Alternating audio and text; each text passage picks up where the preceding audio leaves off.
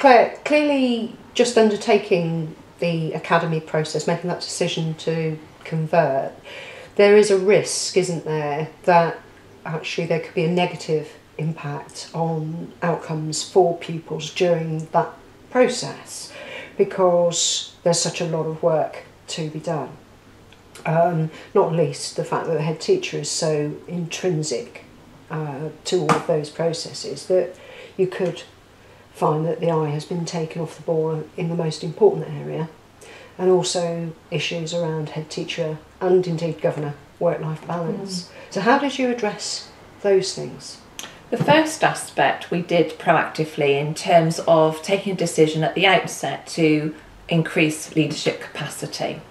So that was something that we were able to do, and was a real factor that made it successful, I believe, because, as you quite rightly pointed out, the amount of time that's taken up by the head teacher and the business manager is significant. And therefore, if there isn't somebody amongst the team that can take on the responsibility for ensuring that the education provision is where it needs to be, then I think that makes a huge difference. Certainly in terms of governors themselves, then again we were really conscious of the fact that whilst all this research was taking place, that we didn't allow ourselves to get distracted by that and that alone, and that actually there is a schedule of work to do anyway that needs to happen. We need to ensure that accountability for performance is there in just the same way that we would do anyway. So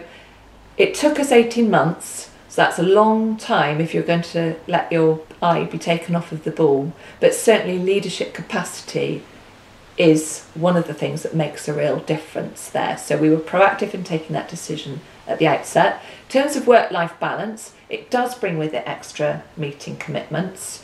It does bring with it an additional workload that you wouldn't normally have, and just undertaking research into different service providers, into the procurement related aspects alone, takes up an inordinate amount of time. So I would say that trying to get the balance right does require that extra leadership capacity and support. Otherwise it's open to the potential to sort of drown under some of the extra work that is involved.